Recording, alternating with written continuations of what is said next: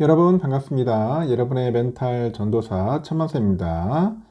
어느새 또 저녁 시간이 다가왔네요. 천만 뉴스 한번 시작하도록 해볼게요. 천만 뉴스.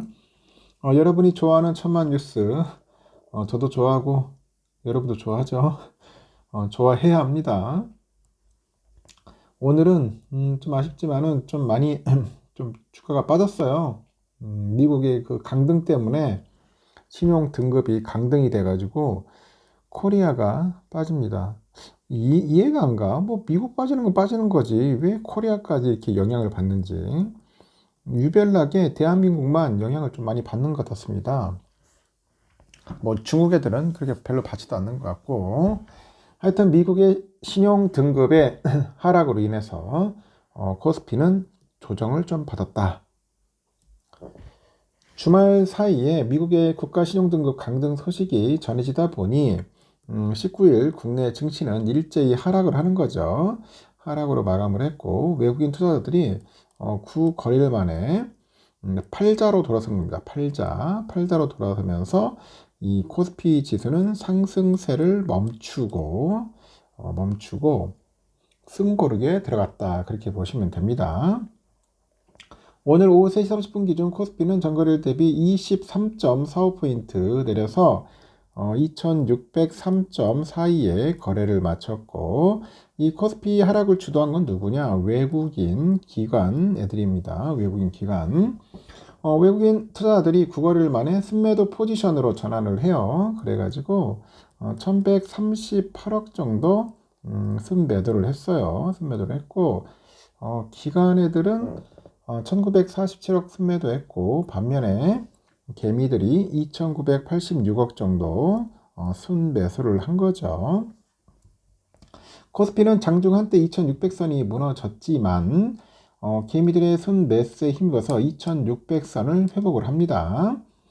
지난 16일 국제신용평가사 무디스가 S&P하고 그 피치에 이어서 미국의 국가 신용 등급을 최고 등급이죠. AAA에서 AA1으로 한 단계 낮췄습니다. 내가 볼 때는 그냥 키 맞추기인데 이걸 내린 걸 가지고 엄청나게 의미화해서 주가를 터는 것 같죠. 주가를 떨어뜨리고 개미 털려고 하는 것 같아. 일종의 수작 부리는 게 아닌가 하는 생각이 듭니다. 일단 국내 증시 상승세에 이제 제동이 걸렸어요. 다만 증권가에서 무디스가 이미 23년 11월 신용 등급 하향을 예고했던 터라서 국내 증시에 가해지는 영향은 다소 제한적이었다. 워낙 미국 경제 자체가 여러분도 아시다시피 재정이 계속 마이너스니까 어쩔 수 없어요, 여러분. 기축통화국은 마이너스 재정 정책을 계속 유지할 수밖에 없잖아. 최근에 증시 반등을 이끌었던 반도체 업종의 조정이 이루어지다 보니까 이날 국내 증시가 하락으로 마감했지만 무디스는 3대 신용평가사 중 가장 마지막으로 신용등급을 하향 조정을 했고 이날 과거 사례들과 다르게 낙폭은 크지는 않았습니다. 다만 코스피 지수가 5주 연속 상승했던 만큼 미국의 신용등급 강등을 계기로 당분간은 뭐 조정 국면에 들어갈 가능성이 있지 않느냐 그렇게 제기를 하는 거죠. 그리고요, 그 미국의 신용등급 강등을 기점으로 이제 코스피가 매물 소화겠죠? 과열 해소 과정을 겪을 수 있다고 전망을 합니다. 업종별로 보면은 음식료, 그리고 금속, 운송, 창고, 이런 쪽이 1% 하락을 했어요. 종이, 목재, 비금속, 기계, 장비, 의료, 정밀, 유통, 화학, 건설 등이 약보합세를 나타냈고요. 반면에 제약 쪽이 1% 강세였습니다. 전기, 가스 이쪽이 강보합권을 나타낸 겁니다. 시가총액 상위 종목 보니까 반도체주랑 자동차주가 뚜렷한 약세를 보였고 삼성은 1.76% 밀렸고 하이닉스가 2.49% 하락을 했습니다. 현대차, 기아는 각각 1.44 그리고 0.54% 정도 이제 하락을 한 거죠. 같은 날 코스닥은 전거래일 대비 11.32포인트 하락해서 713.75에 거래를 마무리했는데 이 코스피와 마찬가지로 이날 외국인하고 기관애들이 각각 369억 정도, 1831억 정도 순매도를 했고요. 지수 하락을 이끌었습니다. 반면에 개미들은 2,385억 정도 순매수를 했죠. 대부분의 업종이 내림세입니다.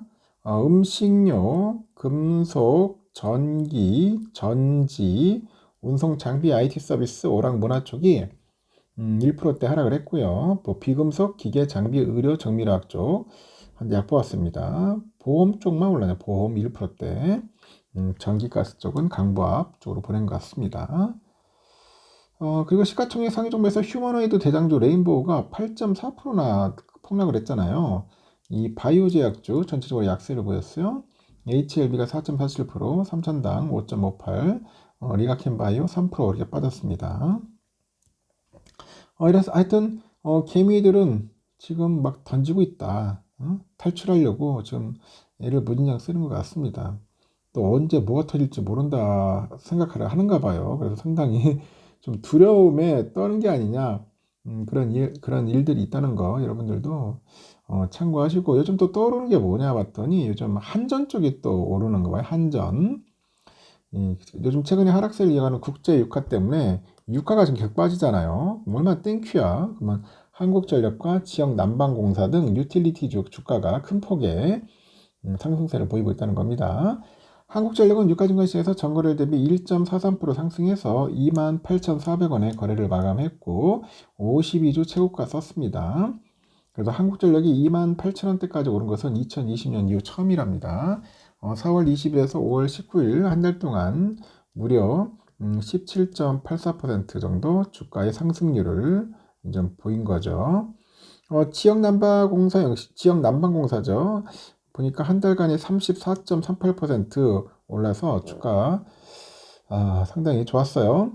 그동안 낮은 수익성으로 주가가 지지부진했던 유틸리티주들 주가가 최근 들어서 반등한 것은 1분기 실적 회복에 따라서 배당 증가 가능성 때문이죠. 이렇게 지역 난방공사는 원가 하락과 판매가 상승으로 열 사업 부분의 수익성이 높아져요. 수익성이 높아져가지고 올해 1분기 서프라이즈 실적을 냈는데 미수금 230억을 회수해서 지난해 말 비해서 배당 증가가 기대되는 거죠. 지역난방공사는 2년간 무배당 정책을 유지하다가 작년에는 배당 성향 21.4% 기록을 했고 낮은 배당 성향에도 불구하고 낮은 주가 때문에 배당 수익률이 이제 8%대로 나오면서 투자의 매력도는 올라가는 겁니다.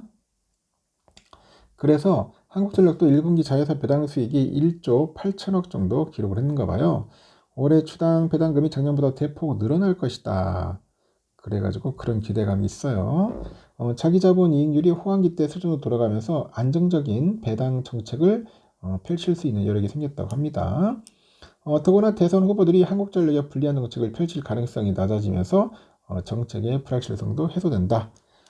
그런 이야기들이 있습니다. 하여튼 잘 됐으면 좋겠어요. 우리 한국전력, 하여튼 지역 난방공사 잘 됐으면 좋겠습니다. 여기까지 하겠습니다, 여러분. 즐거운 밤 보내십시오. 내일 또 봬요. 굿나잇.